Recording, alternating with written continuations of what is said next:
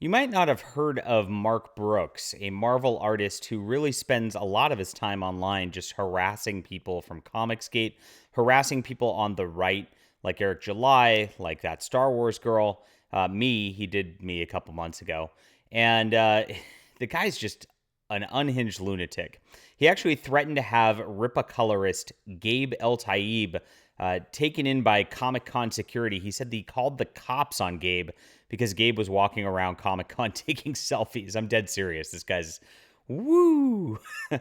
But what he doesn't do is draw very many comics. So Mark Brooks has been kind of relegated to just being like a variant cover artist over the last few years. He puts out one or two here or there, not that productive, and you can see why. He's spending his time just being outraged on Twitter, which we're going to get to in a second, as he's gone at Eric July, criticizing a book that's not even out yet. You could tell that he's super, concerned. He's concerned that his industry is failing and Eric's winning is what it's coming down to. And we'll get to that in a second.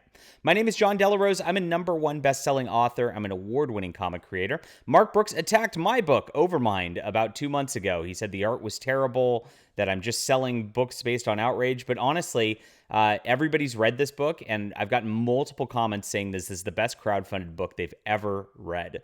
It's fantastic science fiction. It's beautiful action adventure. It's got a great protagonist in Ayla Rin, drawn by Aaron Lopresti, who's drawn Wonder Woman for several years. And for some reason, Mark Brooks said the Wonder Woman artist's art is not good enough for comics, of course. This guy is insane. But beautiful stuff. And Ms. Crimson is the interior artist, of course, does a wonderful job, been in the business for way longer than Mark Brooks. She's been in since the 80s and is keeping her identity secret so that she doesn't get canceled by people like Mark.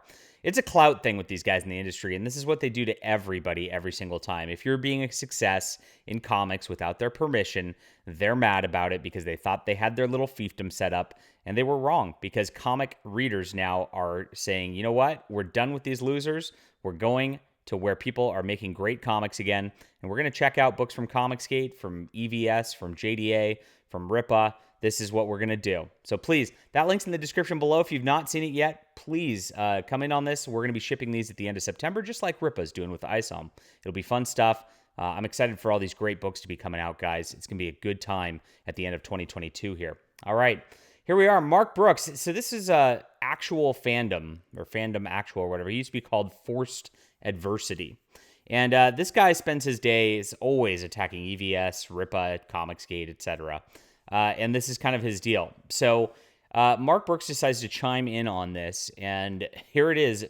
Vapid right. Look at Mark Brooks right here. He's such a dapper and sophisticated guy with his glasses and his little chode beard.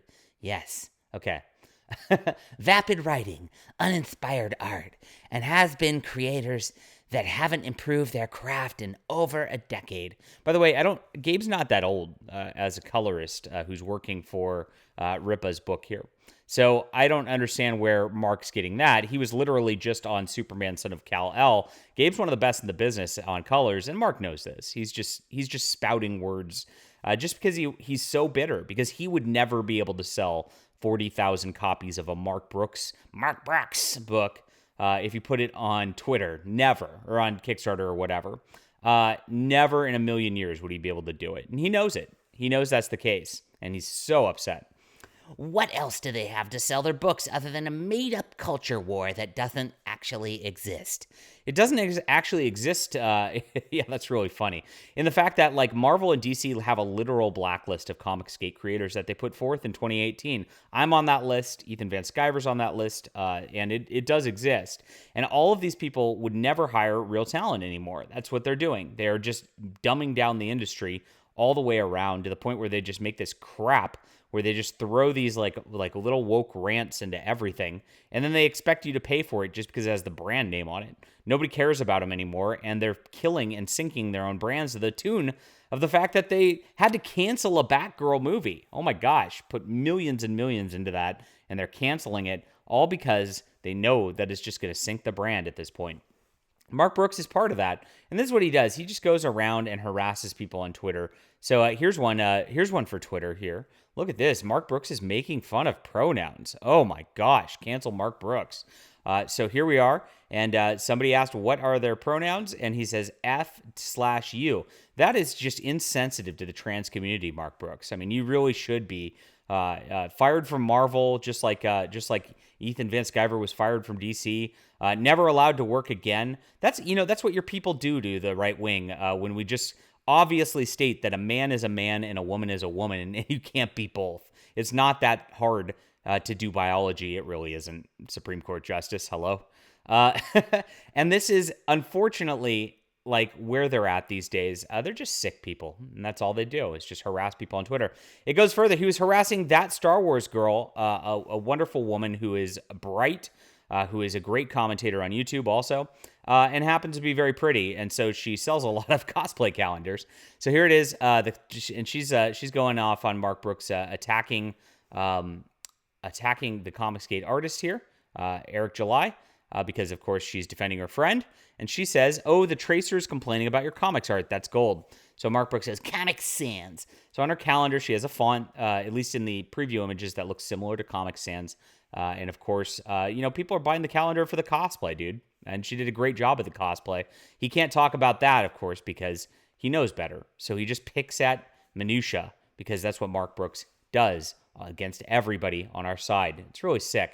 This guy called me alt-right and all this crap a couple months ago. I'm used to it from these blue check marks. Who isn't? They're all a bunch of losers. And what's the deal is they're sad that they can't make money themselves without a corporate identity behind them.